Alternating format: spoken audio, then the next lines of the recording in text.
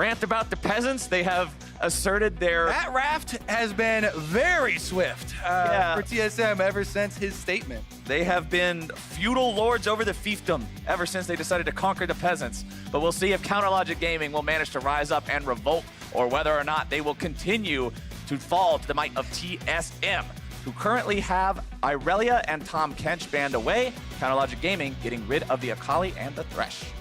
All right, a couple of cross-map plays being taken off the table. I always like seeing that Tom Kench ban when you're looking for a split push strategy if you're not willing to first pick it, and that has been the bread and butter of TSM with this Broken Blade Akaadian edition. It's been a lot about split pushing, so we'll see if it does come to that. Another one that rises in priority if the game does go that way is Nocturne, of course, from the jungle. You can have a lot of that extra support for picking off solo laners when they're a little bit too far up. All right, final bans. Jace, Galio off the table. TSM get first pick here or this time around. Let's see what they want to go for on this one. 10-5, their current record. Looking pretty good here going into the last week of play, but would like to look as good as possible. Finish this one out even stronger. Grab that 13-5 overall record. Remember, this is a team that had their worst year in organization's history last year. For the first time, not only not making it to the finals of playoffs, but getting eliminated even earlier than that. Really looking to bounce back this time around. So far, they've had some impressive plays this split with the addition of new members to the roster, and would love to finish this one out strong. I like this here. Smoothie has been such a standout player for TSM, especially in the last few weeks with this addition of the roster. CLG threw 2 bans at him with the Galio and Thresh, so they first pick him the Alistar playmaking champion. He can make the calls, he can set up Zven slash Akaadian in the bottom side of the map. That has really worked out for them so far this weekend. So it's something CLG have to keep on their minds. CLG will grab themselves the Rek'Sai here first and foremost. They're saying, all right, you got a powerful pick in the bottom lane. We're going to respond with a power pick in the jungle. See what else they want to go with. 7 seconds left to choose that next champion. Who's it going to be? CLG. We usually see people look towards the bottom lane. And sure enough, the Braum. Yeah, Braum, definitely a good answer for the Alistar. You can punish him sometimes when he comes for the all-in. You put up the Unbreakable early and then try and throw some stuns on the way out after a pulverized headbutt combo is used. Once again, Rek'Sai, the most popular of these early game junglers. After the changes to her ultimates and Prey Seeker, a lot of quality of life has really improved that killing combination.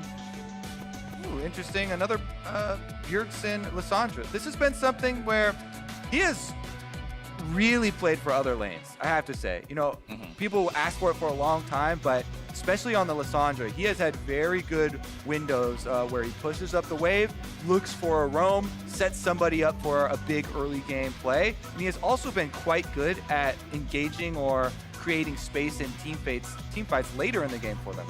Well, we're going to see Zven on the Kalista this time around. We got to see him pop off on that previously, and it could definitely happen again here. I mean, this is a legacy champion for him ever since the Origin days with Mythy, where they got to semifinals. It's OG been, Niels.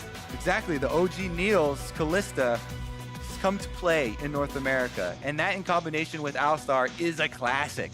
Knockups upon knockups, you get crazy hard engage. It's a lot of early game oriented power where Kalista can thrive on even a single item. Even before she gets a single item, has a strong lane phase, and they can look for dragon control, and a lot of the bottom side of the map should be where they want to create action.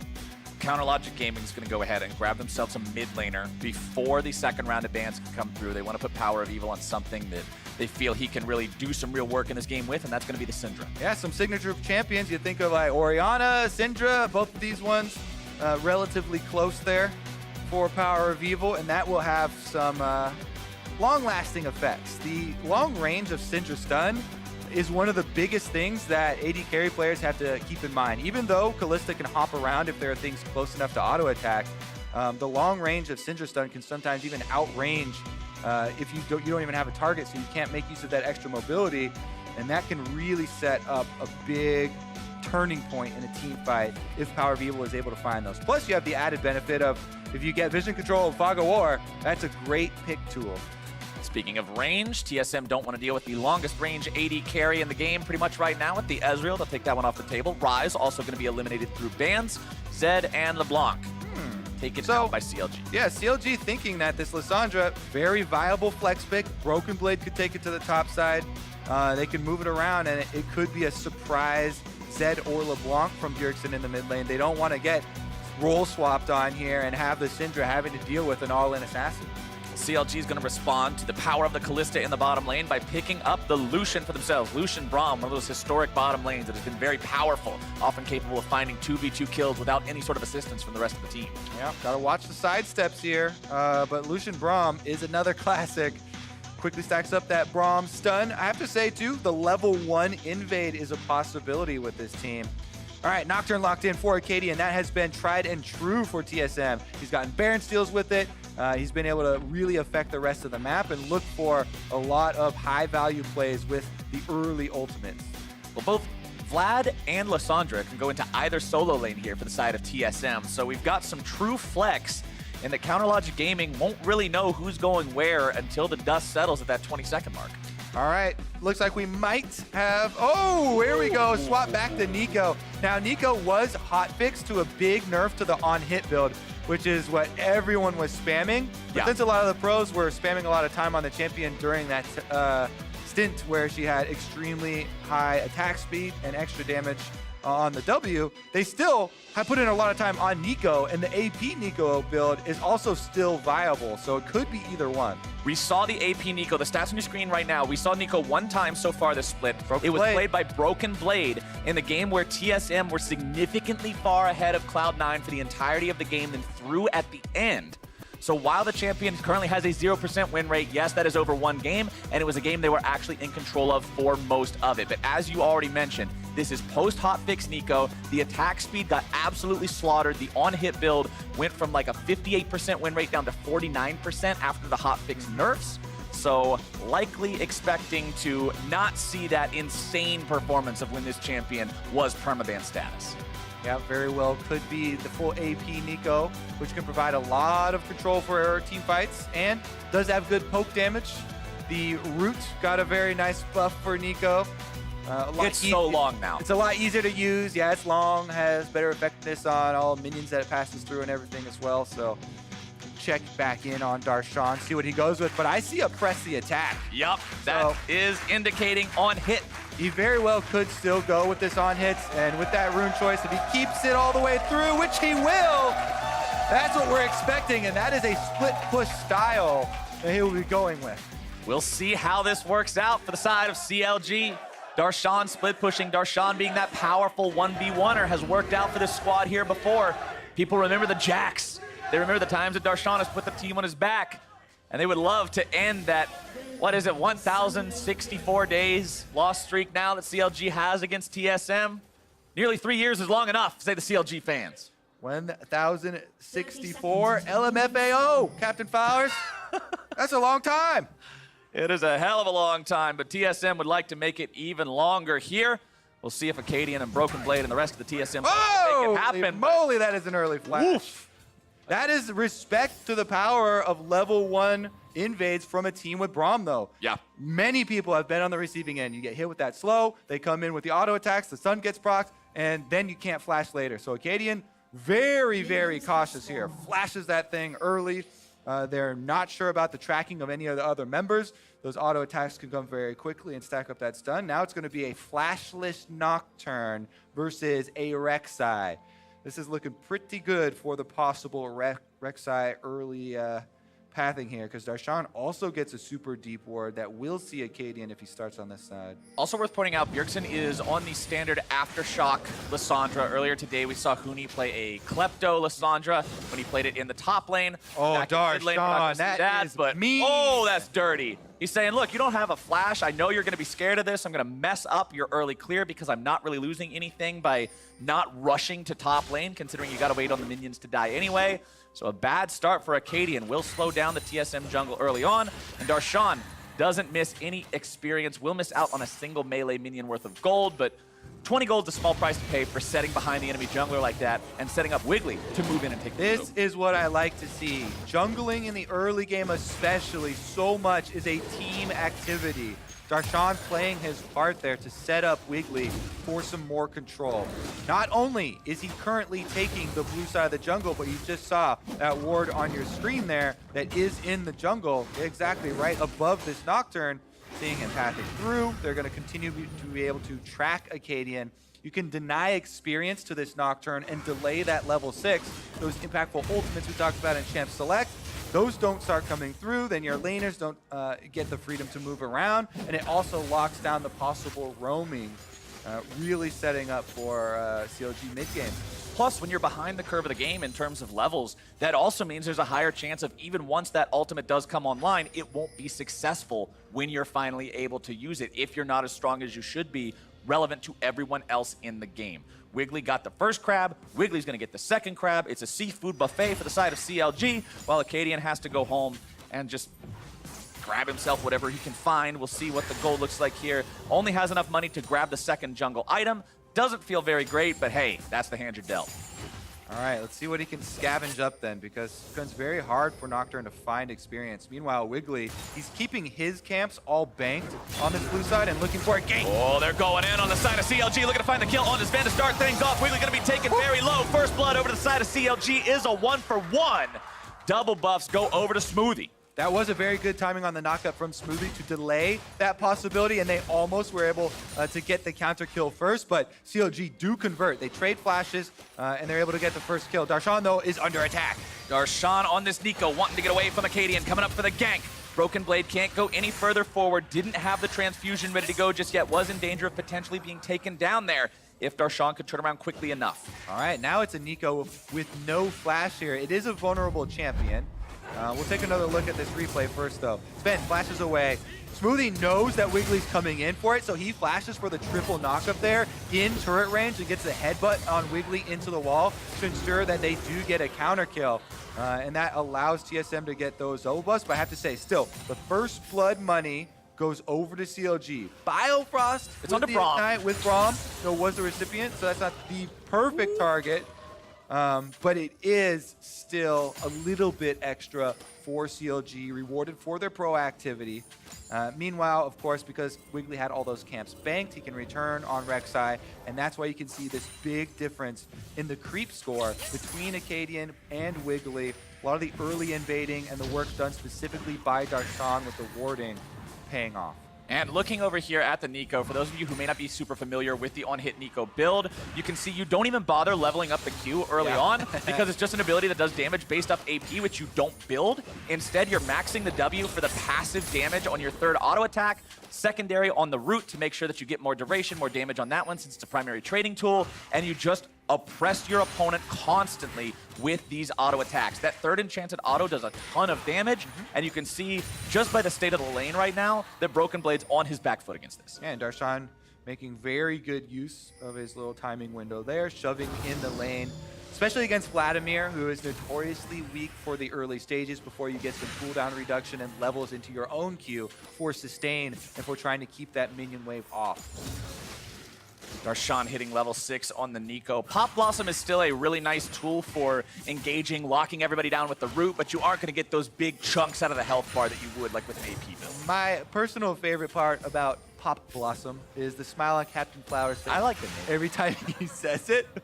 It's a fun name to say. Big grin. Here he goes, a stun in the mid lane though, as PowerOfEvil tries to push Bjergsen off the minion wave. And then look at this, he's going to go invade with this jungler. Really like to see that, supporting his teammate, following Wiggily here for a power play on the bottom side. They do have access to the Syndra ultimate, so bottom lane has to be respectful.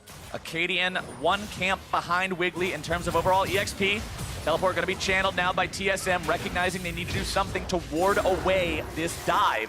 Bjergsen making his way down here is going to keep everybody safe and sound for now. That was quite an efficient roam from Wiggily and PowerOfEvil. They pushed in the wave, so Bjergsen had to stay there and clear the rest of it, and that timing window allows them to burn that teleport. Wiggily, though, starts up the Ocean Drake. That thing slows you. It's very dangerous to get caught up in that auto attack.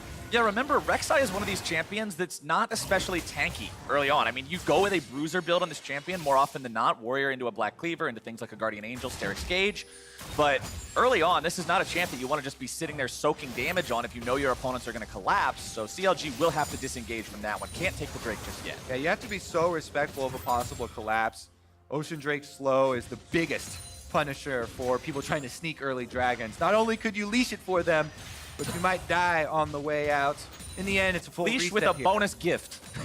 Feels extra bad, man, as Darshan will continue just farming up here in the top side. You can see him going for the Wit's End first item. A lot of time, the on-hit Nico will go for the Blade of the Ruined King first, but when you're up against an AP champion like this, Wit's End is actually one of the most insanely cost-effective items in League of Legends once you get all the stacks on it. It's just that so few champions can actually use the stats of on-hit and magic resist and attack speed. It feels kind of wacky, but it's really good in this situation. Yeah, Nico, you have to be reactive with your item build. You can't just blindly follow a build. If you're playing versus a tank, hey, guess what? Blade of the Ruined King percentage HP damage is extremely useful. If you're not playing against a tank, and you're playing against some mages, well, there you go. Want to adapt your build versus what you're playing. Now, he is going to have to worry about Nocturne damage, though. Akaadian now level 6, and that AD threat is very real. Your magic resist will not help you in that situation, and his flash is still down, so they do have to play around that cooldown. TSM should be tracking these cooldowns and looking for those openings, because Nocturne's early ultimate is just so powerful in trying to get the champion going. If you don't snowball with this champion, later on in the game, it can be a liability. Yep, I'll definitely be keeping an eye on Akaadian now that he has level 6 to see if they can cash in on that first ulti. Grab a kill with it. Bottom side, Akaadian's going down the bottom lane to set the lane gank up potentially here. But you can see CLG moving up into the river, setting down some wards, maintaining control over this bottom side area. So Akaadian's only path into bottom lane is really going to be that lane gank route. Setting up around the Drake here, they do have the Shuttle Crab vision, and CLG should be able to retain control. Looks like maybe a ward from Smoothie into the pit, but they don't have anyone in place. Second time's the charm here for CLG. They'll grab that one. Nice smite secure from Wiggily to make sure there was no cheeky steal over the wall. Bjergsen has his bone plating popped there by the Prey Seeker from Wiggily, and the wave is shoved up mid. PowerOfEvil will lose a couple minions, but I'm willing to trade that for an Ocean Drake any day. Yep, CLG's so happy. I mean, early Ocean Drakes, everyone just gushes about them, right? Your laners congratulate you. Great job, jungler, you got me some lane Oh, yeah, I'm here. glad I could help out. I'm glad I could do it for you guys. No applause necessary. You just basically back off from trading champion damage, and you're able to regenerate mana and health in lane. Really does turn the way that these are going to go. But let's check back in the one-way lane of topside. Darshan's got 2 turrets chipped off this already with the auto attacks. Almost 3 already cashed in for himself. Definitely making use of the advantage over Vladimir here. Vladimir's almost to level 9 where you're going to max out your Q. And he has 2 cooldown reduction items here in the Phoenix Codex and the Kindle Gem. So now Broken Blade starting to feel what it's like to play a real Vladimir. Play a real champion this time around. But it's Post-9 Vlad. He already has to deal with so much difficulty here. Darshan's completed the Wit's End by the time he's hitting this power spike. So as long as you stay ahead of the curve here, Darshan can continue to try and utilize this advantage. And he's still prioritizing vision there. Even lost a minion to the turret in order to put that controller to make sure that TSM were not taking Rift Roll. Remember, Wit's End is a very cheap item to complete it fully. Also, that is the downside to going CDR Garage Sale, although it does provide you with that nice early cooldown spike. You don't get the bonus of having that first item fully completed in the Proto Belt until a little bit later, so Broken Blade will still be on the losing end of this matchup here for a while. Bjergsen in the mid lane on the Lissandra, continuing to just push up, maintain those small leads over PowerOfEvil, while bottom side, you can see Zven and Stixxay just staying dead even in terms of farm. Bottom lane's definitely trading fairly effectively. I have to say the junglers also getting kind of out of control here. Very big creep score advantage for Wiggily. We'll see if they can convert on top side. Because once again, Darshan continues the pressure on Broken Blade. Chips down. One more plate for themselves. And we're only 11.5 minutes into the game. We've got plenty of time to continue to mine gold out of these structures. Yeah, Broken Blade's not exactly the easiest part to dive, but let's see what happens here. Akaadian pops the Paranoia, but we're not going to see anything really happen from it there. Not really sure what went on, but yeah, no Nocturne ulti coming through on that one. Well, they might fight over this Rift Herald. They've got a rotation from the supports and the AD carries here. Oh, it's going to be a first. bloodbath. Let's see what happens here. Root thrown out. Smoothie caught up in that one. Shelly has had enough of this garbage. She's impatient. She's going home. All right, everybody roams up. Double roam from both bottom lanes. CLG were a little bit slower, but it doesn't matter. They've got the early leads. That was not a bloodbath. That was a regular river bath here. I jinxed it. I'm sorry. Nobody goes down. However, we still have both bottom lanes swapping to the top side of the map here. And it looks like we do have Vladimir out to the bottom side first for Broken Blade and TSM. Trying to get him away from Darshan. Darshan is going to answer, and CLG want to keep the lane state the same. Now remember, as we're going into the mid-game here, and as we're getting into the point where we might be seeing larger and larger fights, we've been talking about how Darshan is so far ahead of Broken Blade and how Broken Blade is going to continue losing this lane. But as we go further into the game, it's Vlad versus on-hit Nico. One of them is going to be a massive AoE teamfight threat, and the other one is on-hit Nico. So you have to remember, as long as Broken Blade doesn't fall too far behind, he'll still be able to do a lot for TSM in these teams. Yeah, it's all about maintaining placement on that power curve. Do you slip too far down it or not? CLG continue on this Rift Herald, and second time's the charm. They are able to force TSM back out and pick up the eye. CLG continuing to build these leads here early on. 1,500 gold ahead. Shelly picked up. Still the opportunity to use it before the turret plates fall, by the way. 30 seconds until those go down. And there you go. Wiggily recognizing the opportunity here in the mid lane. Summons up Shelly. Wants to cash in on that free 320 gold just waiting. They don't have Stixxay though, and they're getting collapsed upon. TSM coming in to start this one off. Smoothie goes in, looking for the pulverize into the headbutt. Going to be taken kind of low here. Wiggily going to be trapped now as the damage comes through. And Zven's able to grab a kill. He pulls the support into safety as they also rotate the top laners now into the fight. PowerOfEvil's taken down next, and TSM have found 2 kills. Fatal error here from CLG. They move up with 4 people, and TSM collapse with all 5. They get the kill first, and they're able to take down 2 CLG members and put a stop to the Rift Herald's destruction of the turret. Well played there by TSMs. Yes, CLG grabbed their 2 plates, but the gold lead actually shrinks because of TSM making those kills happen.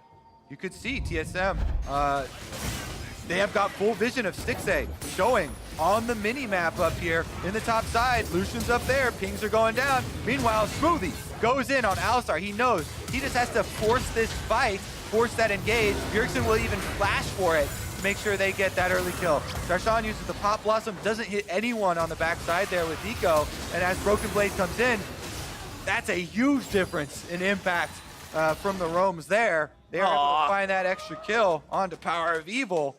That's not what I wanted to see when we came back from the replay.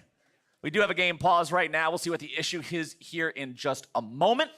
But CLG seemingly making their first big error of the game there with that one, not recognizing the fact that you've got to respect it when your AD carry shows top. He doesn't have the ability to rotate mid to that fight. This isn't a teleport AD carry. He is running the traditional heal, so you really just got to play the numbers game. Yeah, I mean, you can split like that, and you can do a 4-1 this early in the game with a marksman top if you're tracking the enemy team, but you have to do the prerequisite work. You have to ward the rivers. You have to make sure that you are tracking both the possible flanks from the enemy engagers. They did not track Smoothie. He's able to get in there, and even though it was a while for TSM to collapse, they didn't instantly have 5 people there, but they did have the important ones.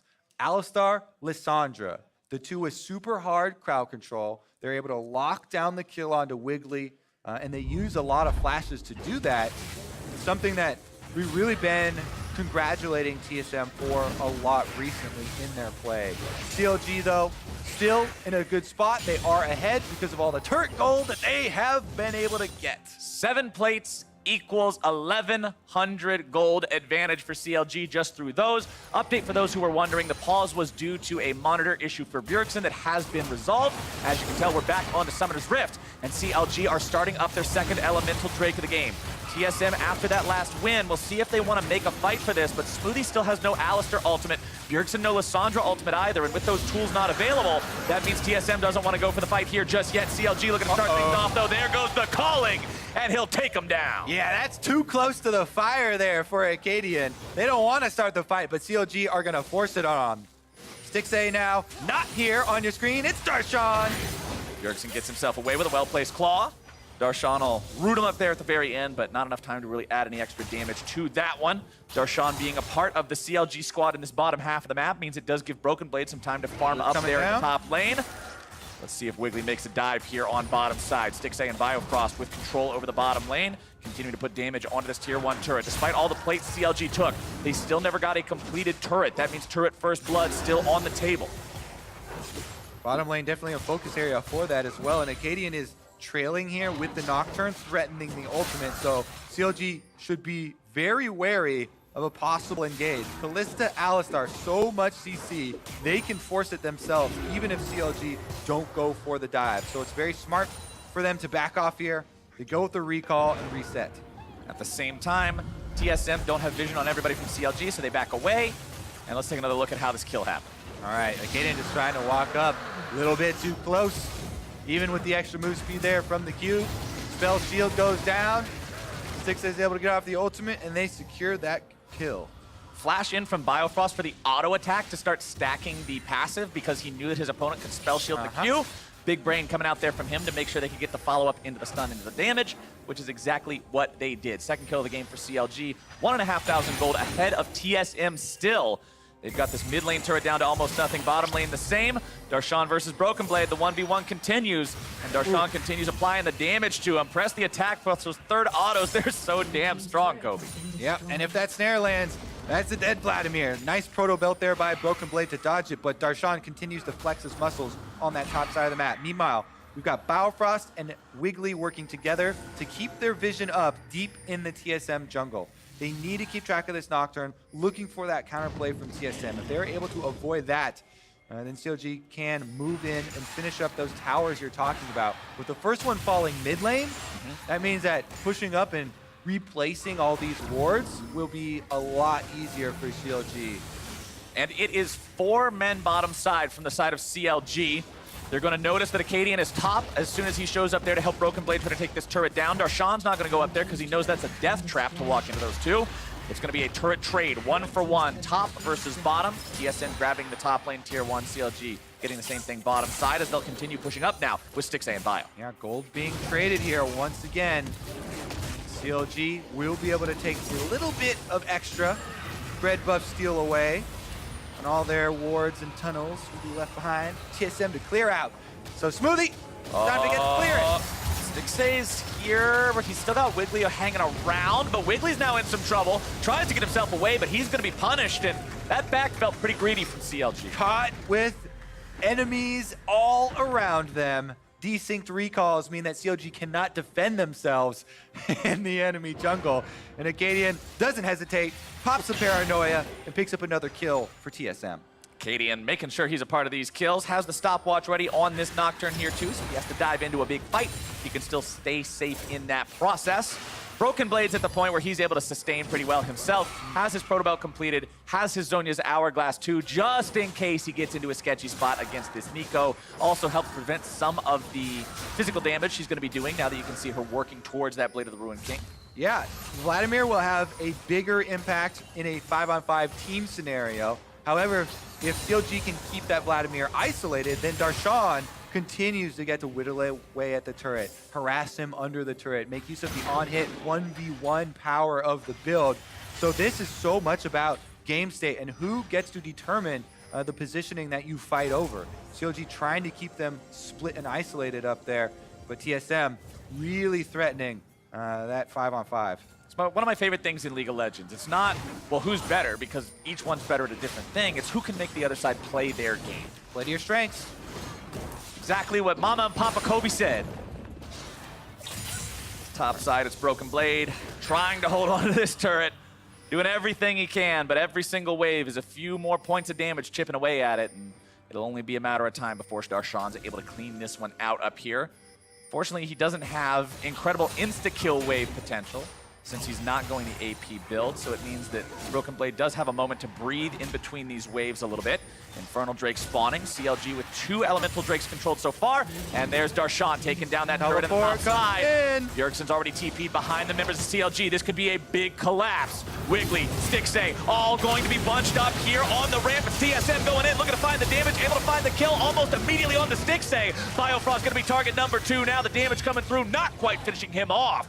CLG will disengage, and TSM finds their fight. TSM displaying the importance of deep wards. Those are wards in the enemy jungle that they have no vision of. Bjergsen finds a perfect placement there for a flank with the Lissandra, and once again, pulls TSM another advantage. CLG are not resting, though. They are continuing to push these minion waves up. Darshan got that secondary turret. He's getting some damage down onto this one. Wiggily and PowerOfEvil rotating over just in case TSM tries to collapse on this. Want to shadow Darshan, protect him here. Wiggily coming in, looking to make some sort of a play happen. Broken Blade going into the pool, keeping himself safe. Has transfusion ready to go, not able to get in range to pop that one onto Wiggily. Darshan sends in the clone, says, hey, I'm going to spook you with this real quick. And then Broken Blade. Yeah, that only works like one time. Yeah. Played it against Nico one time. Pretty much there's no situation where a champion like that is just going to run straight into your team. Oh no, he's inting me, what do I do? Yeah, at first you're like, wait, what's going on? And then you, oh yeah, playing against Nico, not too crazy. It's going to be a reset after that though, and what a stabilization we've had from TSM. Take another look at this Infernal Drake. Controller does go down. CLG have no idea that Bjergsen got off that super deep ward until now. Rek'Sai does see with the extra ping going down there, but it's too late. Bjergsen's already in with the flash. And that Nocturne, Lissandra, and Alistar combination has done so much work for TSM as they quickly find the kill and then pick up the objective afterwards. So CLG, let's see if they can get right back out to it. Darshan does still have his teleport on the Nico. He's been able to finish Blade of the Ruined King in addition to that Wit's End. So he definitely has huge impact with the on-hit. And we'll see if he's able to continue to output pressure and split TSM apart. And while Wiggily has built himself up a very impressive farm lead over his opponent, died quite a few times here as well. Broken Blade taking a lot of damage from Darshan. These autos and roots coming out, forcing out the Hemo Plague from the Crimson Reaper. As Broken Blade's gonna have to just take the opportunity to heal up here off of those Krugs, and Darshan will back away. Nocturne, as we mentioned in Champion Select, is one of the biggest checks to a hard split push strategy. Even if it's just a 4-1, your 1 has to be careful about paranoia. It's a reason for the name. You can't press up without tracking that champion. That's true. Because you will get 2v1'd, and then it'll all be all about the outplay. Can Darshan actually 2v1 with the gold lead that he's accrued? Doesn't look like with these couple of items that would be a possibility. You can see there comparing the two junglers here on your screen. As Akaadian has been a part of more plays for TSM. Wiggily died multiple times here for CLG despite getting that farm advantage through his early game lead that he got through top side there, forcing Akaadian away and getting those crabs. As Smoothie now going to be eating some damage coming out from Stixxay. The full calling nearly finds him, but Zven with the clutch save. Yeah, he eats a lot of them right there. About every last one. If he ate one more, he was going down. They do eventually burn that Fate's Call, though, and it's a huge team fight cooldown for TSM. Maybe CLG want to press that opportunity, knowing that that big ultimate is not available to save Alistar. What will they do with that opening? Well, Darshan's going to just continue using this opportunity, saying, okay, I know that these guys don't want to fight in a big group now. I'm going to keep applying the split push pressure. Don't worry about it. CLG just also have to continue to respect the fact that Darshan is alone down here. They don't want to leave him to have to deal with that Nocturne if they can help it. Akaadian, once again, moving towards this bottom side, and there you go. It's Darshan in some trouble. Look at the damage Akaadian's able to do, flashing after him. He's able to get the fear. Pop Blossom comes down, but it will not matter. See you later, little Nico. The burn almost does it. Oh, the Hemo Plague is down, and Akaadian says, I'm not giving you the fadeaway kill. I did all the work. Not enough paranoia on the side of CLG, and Akaadian is finally able to pin down that split pusher. and the tables have turned. TSM now with 30 seconds with no Darshan on the field. I mean, when you look at the itemization for Darshan and what kind of a champion he is, he's a ranged damage dealer with full damage itemization. It's like Nocturne jumping onto a lone AD carry. This is Nocturne's dream situation. You want to go for that ulti every chance you get. Definitely true, and they're able to find it here. Will CLG be able to reset, though? 10 seconds left on Darshan, and the Infernal Drake is the next one that will arrive. 37 seconds left on this. Control Ward should be going down. You can see already Broken Blade behind the Dragon Pit trying to get TSM a bit of a head start. All right, TSM with one Infernal already under their belts means grabbing a second one would be a very large damage bonus for a team that has a high damage jungler and top laner, along with the traditional mid and AD carries. Broken Blade going into the Sanguine pool there to make sure he doesn't get tagged by the Winter's Bite as CLG will all head over towards the Drake Pit. We could see a real 5v5 here, Kobe. We're going to see Darshan try and push this lane into bottom as quickly as possible while the other members are keeping TSM pinned in this. There's 5 TSM members mid. Smoothie loses half his HP to Wiggily, but now Wiggily might be in some trouble. Goes into the ulti, trying to buy himself some time. Stasis now going to be following that one up. Biofrost and Stixxay coming in to keep the jungler alive. Broken Blades there. Sanguine pool into the Tides of Blood, and Bjergsen grabs the kill. Wiggily taken out. Smoothie taken very low, but CLG's in some trouble. TSM are finding health bars all over the place. It's Bio down. It's PowerOfEvil into the stasis. It's Darshan not able to buy the time. PowerOfEvil's out of there, and there comes TSM. They have done it! That is a full ace for TSM, and that means Baron plus Infernal Drake, they can take their pick.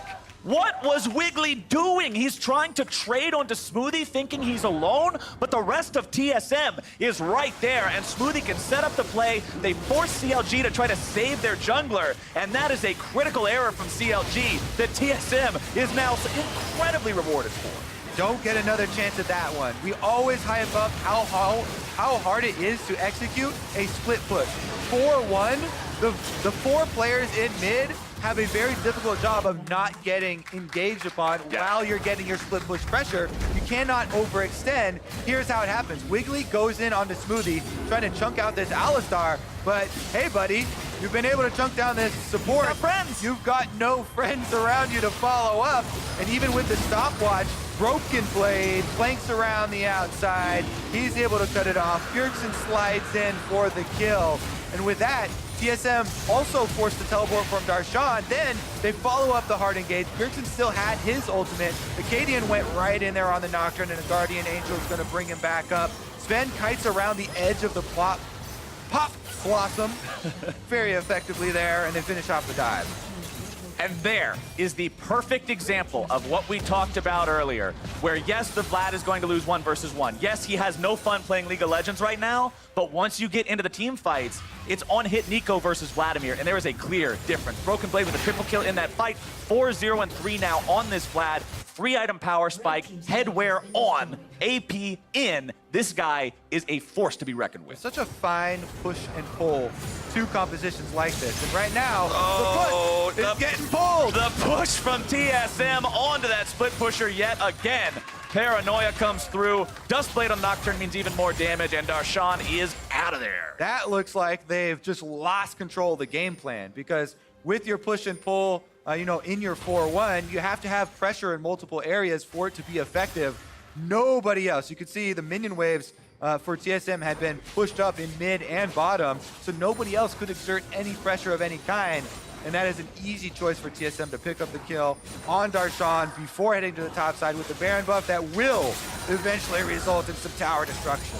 TSM with 3 turrets under the belt means all 3 inner turrets still standing. That's free money to take with the Baron buff still on for another 90 seconds. Darshan will be respawning in about 4 here, so TSM will have to respect the full numbers of CLG in just a moment. But for the time being, they can push down this mid lane tier 2. Demolish proc's gonna help Bjergsen do that. One more auto attack will make it happen. Broken Blade is the guy CLG are trying to jump on, but he's immediately turning around with some damage onto Wiggily. He's blown up before he's able to keep himself alive with the stasis. That's a pretty big kill coming out now for CLG. Can they find anything more? Winter's Bite tags Akaadian, but TSM disengage in time. Very good quick play there from CLG to be able to get a kill, but as you said, TSM can back off afterwards. Even though they lose their Vladimir, it is a reset. That Baron and Power Recall is getting everyone out safe as well. So CLG, while they do pick up one counter kill, they're still reeling from the past couple of minutes. Take another look here at that pickup that they got in the mid lane in just a moment, but CLG are at least happy to stem the tide for now.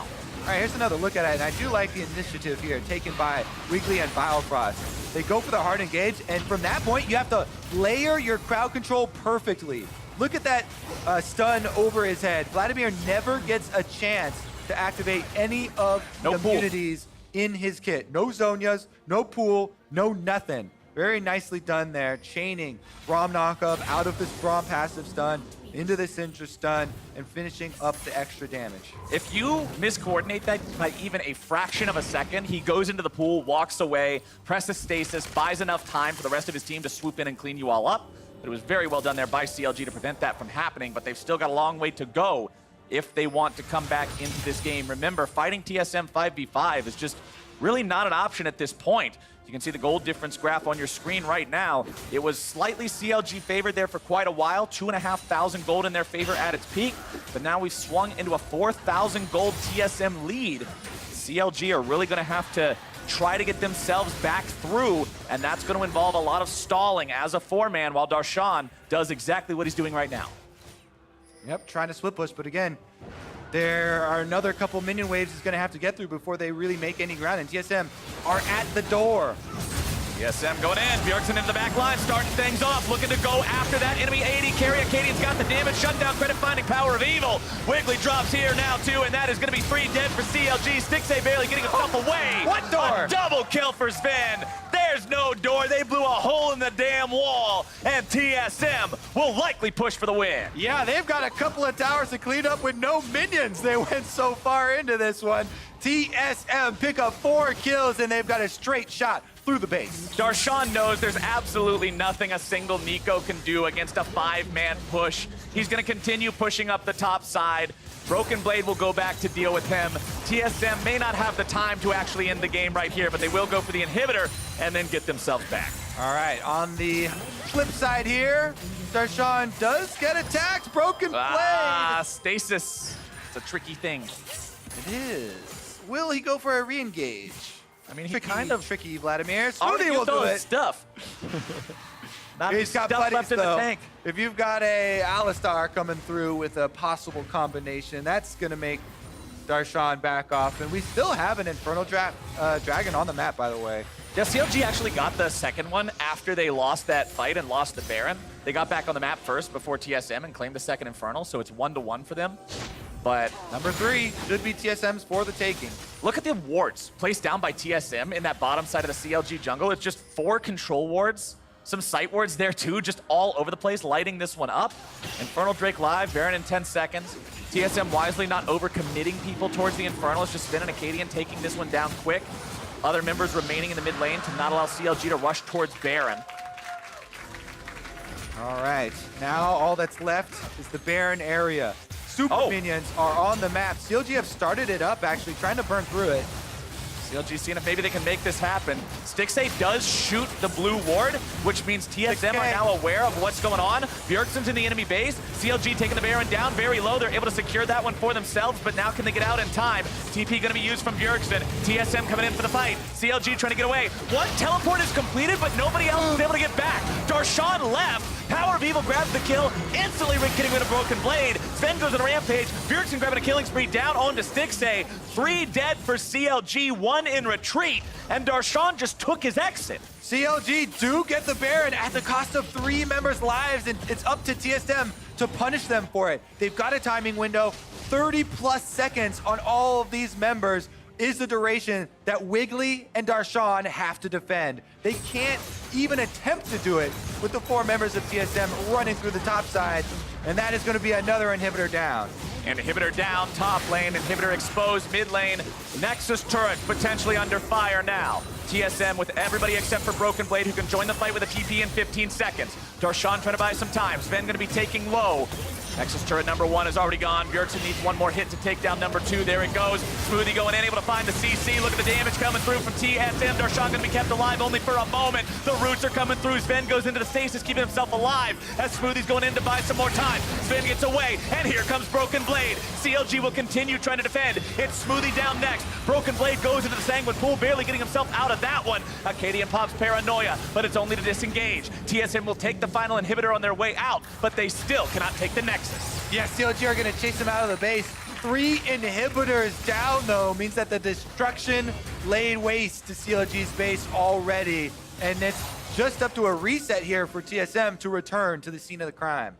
TSM having taken everything on the map now except for that Nexus itself. Yes, they lose Smoothie. Broken Blade's not able to get in there and find that big team fight power he was looking for with the teleport. But this one is still heavily TSM favored, although CLG hope is not lost yet. They're holding on somehow. All right, here's another look at it. Darshan trying to fight them off, goes in, does get locked up with the Lissandra ultimate. Biofrost revives as Wiggily tries to take down Zven. He's got a stopwatch though.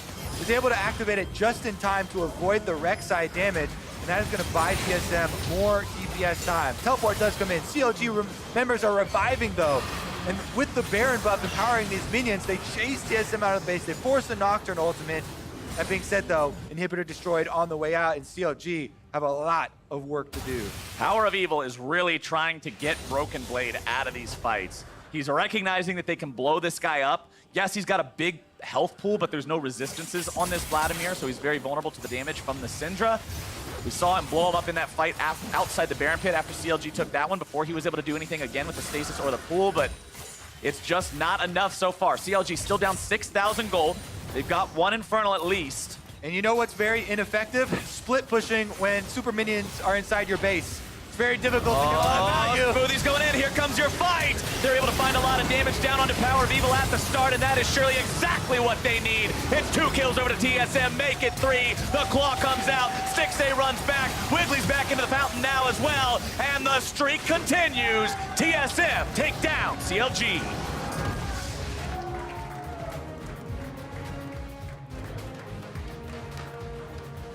Quick engages from TSM, turning this one around from CLG's early lead. Quick engages, good flanks.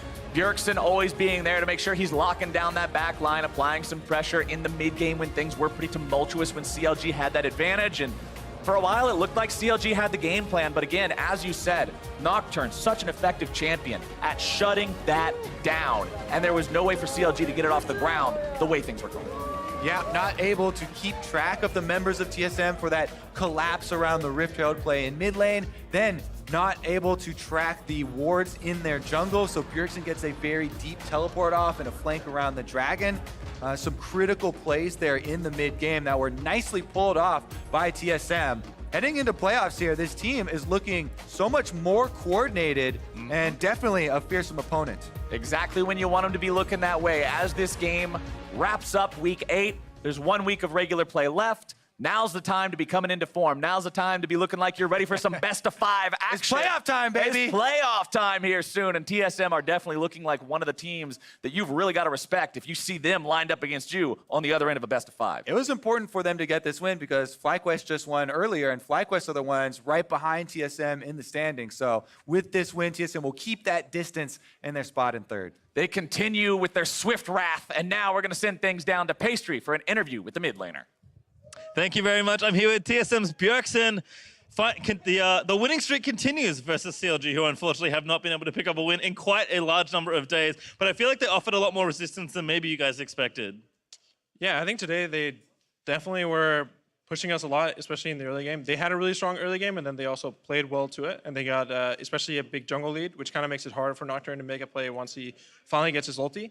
So it was just a really rough game for us early on, but we do have a comp where we make one team fight that we win, one explosive team kite, and then we're just going to keep kind of rolling off of that. So we got the one fight in mid, and then I think we all felt just pretty comfortable that it was going to be a good game for us.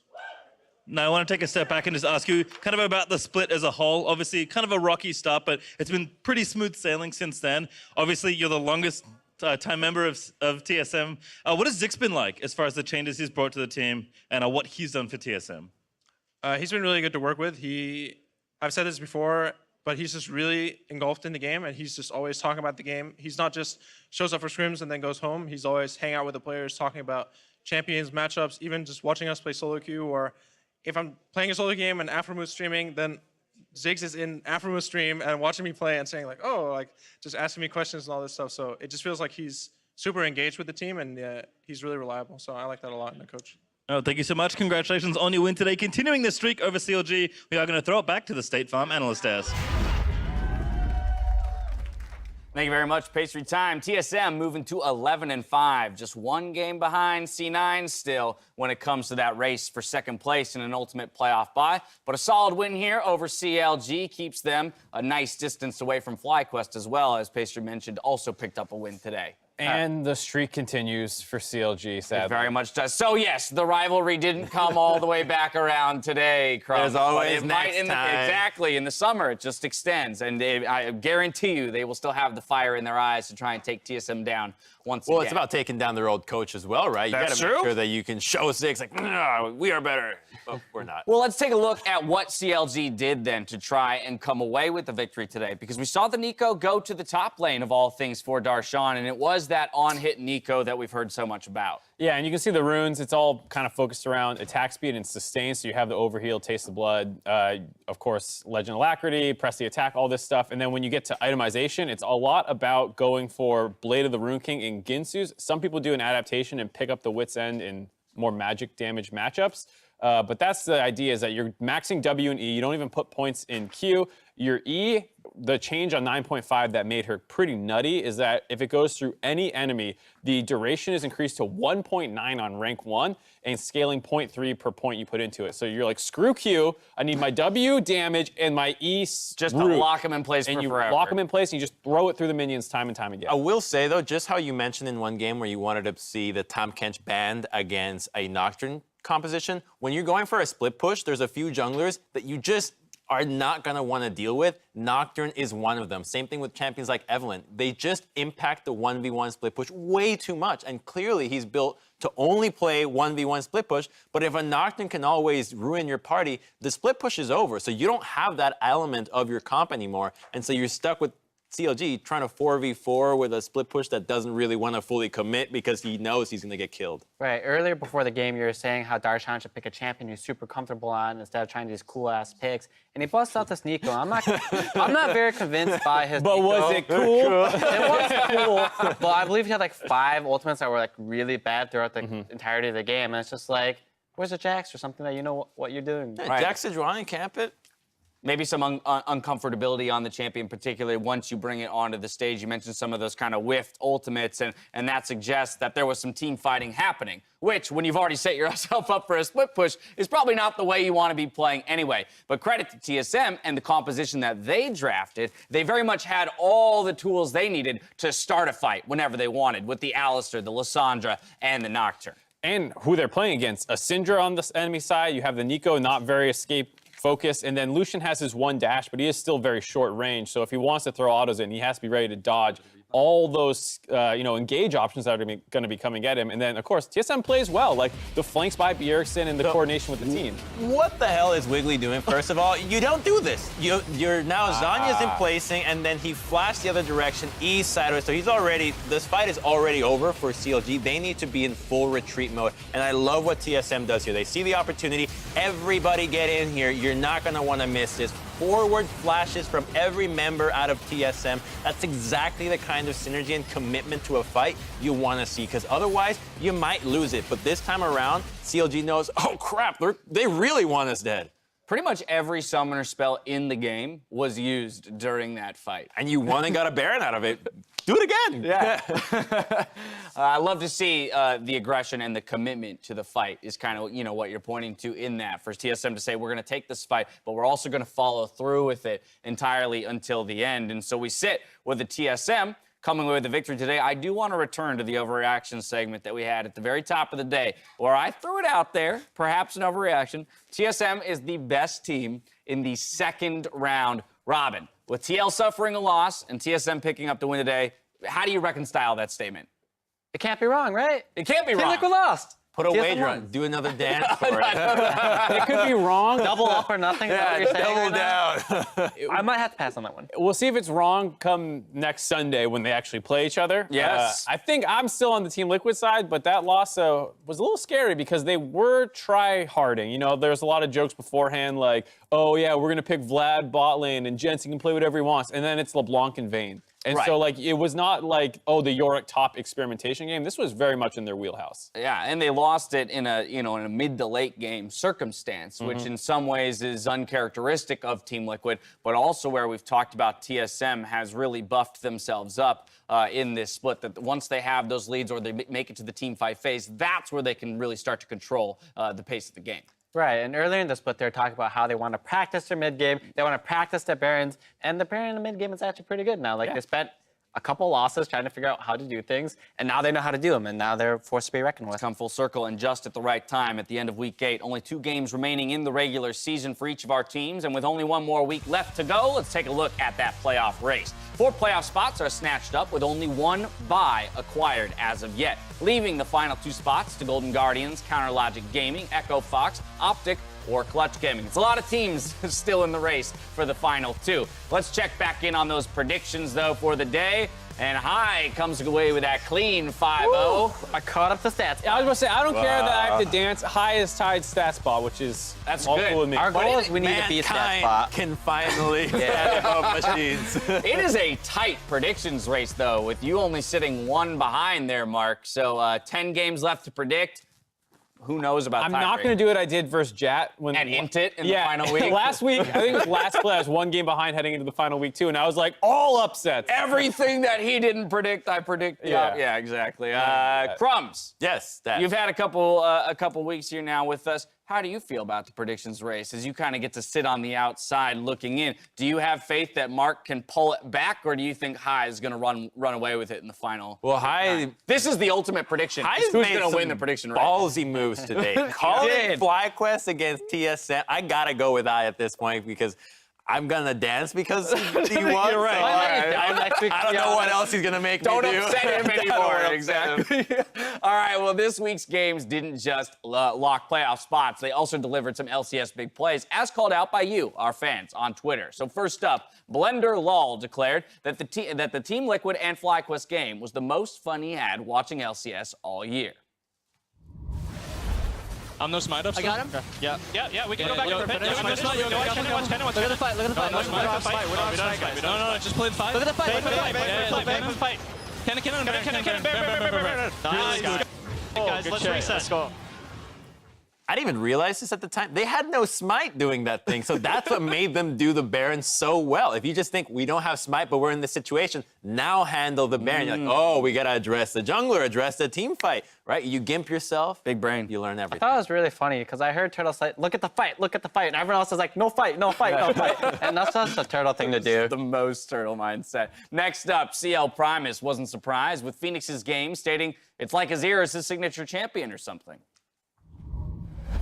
Final hour pop there for Sneaky. Sven's going in the back. There's a good Galio, but I don't know if they can get enough here. So it's going in the backside as Phoenix able to get that kill onto Rek'Sai. Fox may just be too strong, but Sneaky still alive, shooting in the fight, but needs to get the kills on key member Solo, living for a little while longer. Phoenix still alive as Sneaky tries to dodge around it. Phoenix able to grab the quadra kill, and that's going to give Fox the victory. Cover for this way. They're going. I'm on. Hey, Akali's gonna be really low, okay? Leave it. If you do well. Watch me. Watch train. Hey, look at the vein, okay? Watch train. Vane's only threat. Look at the vein. We cannot. Look at the vein. Nice. Guys, good shit. I think I took one of your kills, Phoenix. It's okay. Oh, you took all of mine. I think Azir, that was like Azir's wet dream right there. If you watch that fight, he's just chilling in the corner, has like 4 soldiers up, and he's just stabbing people over and over. And then he gets like hit like once. I'm like, he's having a good time. I'm not surprised he got a quadra there. And it's against C9. Like, it feels like that upset has kind of been overshadowed today with FlyQuest beating Team Liquid, but that was a huge win for Echo Fox. It basically kept their hopes alive for playoffs. It was the first game that snapped their 6-game lose streak and started their 2-0 for the weekend again over a very big team. I'd be curious about this stat, and maybe Jat will help us out with it next week, but player with the most quadras on a single champion. because we at least know that Phoenix has one other big one, which was the Azir defending a bot turret against a 4-man dive way back when. I would just be curious to know which player has that record in the LCS. But finally, Stephanie Rosales celebrated with Team Liquid, saying congratulations to Jensen on his 1,000th kill yesterday. Here's to a zillion more. I'm moving too. Pretty good. I'm going Ellis. inside.